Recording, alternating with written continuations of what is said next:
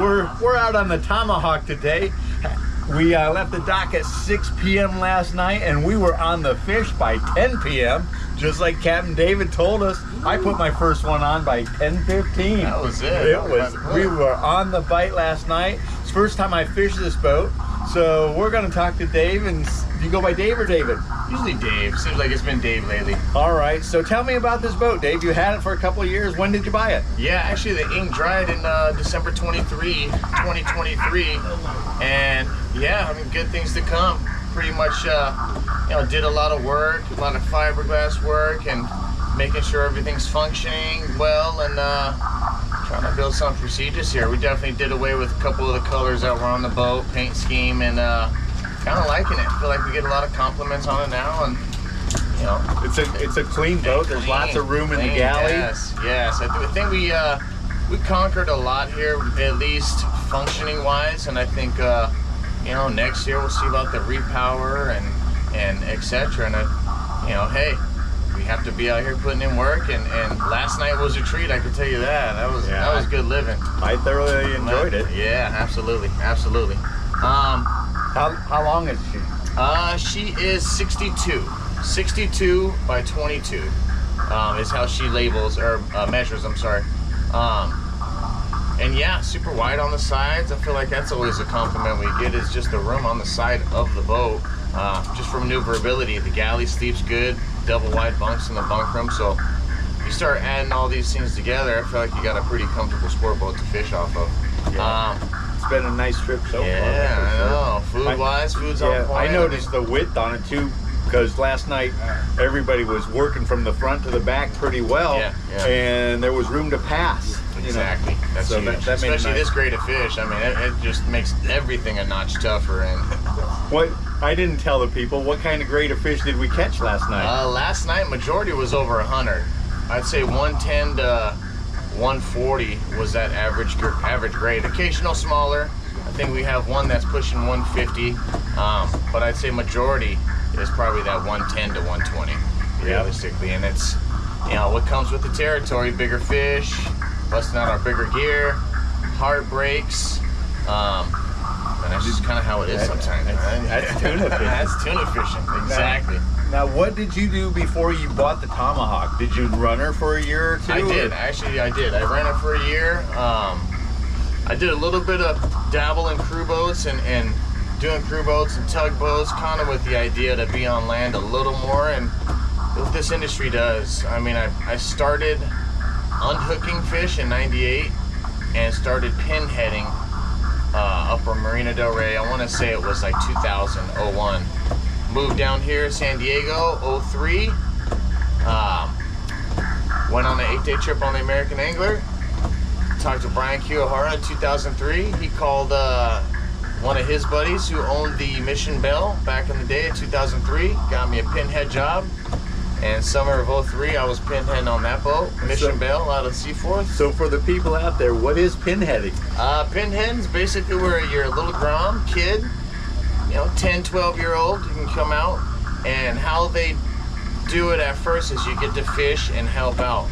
And once you start feeling that need, like, okay, or wanting to work in this industry, then they kind of filter you in as a pinhead to where you come out, maybe hook and hand a few fish, scrub the boat, help the people, and it kind of just teaches you the basics of this industry and working in this industry. Mannerism, tending to people, and learning the fishing skill traits that you need to conquer in this industry. So that's how that started, and then years went on. You find yourself on an overnight boat, a 2-day boat, and then I worked my way up to doing long range and did that for 10 years. What boat were you on long range? The most full-time boat was American Angler. That was my long range home. Once I started doing my schooling for my upper tonnage 500-ton class, getting all the credentials to take the 500-ton test, I would find myself filling in more on long range boats just because I couldn't work full-time on the Angler and commit to them 100% because these 2-3 week classes I had to take, definitely interfered with having a full-time schedule. So I found myself filling in on the Rooster, the Red Rooster, Independence, Royal Star, the Pacific clean, so I pretty much bounced around, and it was fun. I got to learn from a lot of the greats, fish with a lot of the greats, and maybe not intentionally, you find yourself picking the goods, you know, maybe knowing what not to do, and you gather a little bit of these goods from each captain being in each wheelhouse, and you know, by the end, of course, now me thinking hindsight, it's like, when you start picking up traits, you find yourself doing something that one of those guys did that was, you know, something you saw that was the proper way of doing things, and yeah, that's what, you know, basically everything has to be in order, and you don't realize until you're in that upper alpha position of like, man, you know, that's why I was put in that scene. You know, it's like everything just falls into place like it was a plan from the beginning. So yeah, Frank LaPresti basically gave me a call one day, said, hey, you know, be in my office, and it was like a Monday, be in my office Wednesday, 7 a.m. and that's pretty much when he proposed ownership of this boat. Of, you know, I've been paying attention to you over the years. I just bought the Tomahawk, and he's like, you're gonna buy it off me. And you know, that's pretty much how that went. You know, how much money you got saved, X amount, told him. And then yeah, went through the whole purchasing process, and here we are now, building something prestigious. What's gonna happen? So it is, it's a process. That's the logic, is you have to think of this glass half full. And just know that, you know, there's always going to be things that break. It's a boat. You have to fix this, tend the crew, make sure you guys keep a, you know, good crew, good cook, good food. So I feel like I have the right knowledge on what it takes, and applying that. That's what we're working on. You'll get it there. Yeah. It's working so far. Oh, heck yeah. So obviously you love to fish, or you would not be doing this, because this is a definite commitment. You have to. You have to love it. You have to want this to succeed. I mean, you just have to want it, plain and simple. When you're not fishing, what do you do for fun? Oh, that's a good one. Probably a big project guy. So work on whatever projects it may be. I also have a smaller saltwater boat and a bass boat. So you start having, you know, 3 boats in your possession. It just never ends. You know, change a bilge pump, fiberglass this, work on this.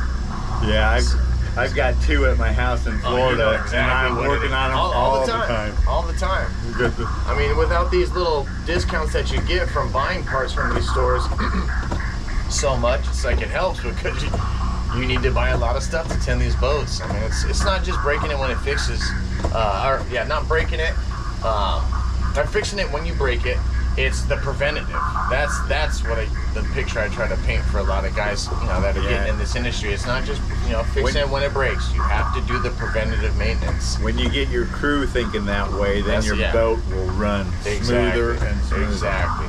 So right now we're headed this direction. You said there's some fish out here they're starting to find again this afternoon? Yeah, one of our co-boats, a little over an hour away. Started seeing a little bit of sign, and it's kind of, you know, what we heard yesterday, that daytime action, you know, yesterday being yesterday, today being today. Obviously we have not seen that yet. No.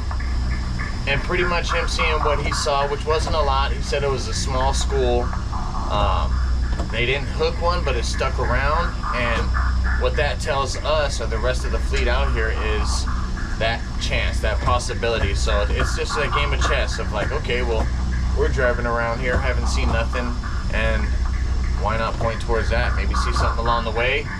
Maybe that's the nighttime hot zone. So that's what we got going. About an hour away from that, and yeah, looking all the time until then. And nonetheless, we're gonna be ready for whatever gets thrown at us. As I mentioned, even on the PA, it's like, I hope we don't have to wait till dark for some more action, but that's the good thing about this distance, at least what this fish distance is from home, is we could stay a little bit into the dark after dinner, so we'll definitely capitalize, make something happen. A month ago I was on the Pacific Dawn with Captain Mike, and we caught nothing on the day and a half. He fished an extra hour, and we came home 6 hours late because we got into it. See, it happened. That's what it is, man. The element of surprise, I feel like that's what keeps us entertained, because every day's different, but every day's the same on just how you go about it. You wake up, you know, binoculars on, like you have this whole routine, but yet you have this factor of fish that changes every day, and that element of surprise of like, hey, they didn't catch anything during the day yesterday, but today, you know, we saw it all over. So we're gonna change it today, aren't we, Mike? We're gonna change it for sure. Well, thank you very much. Heck yeah, sorry if I was all over the place. No, man, don't worry about it at all, because people want to know about your boat. Pretty authentic, absolutely. You know, I haven't.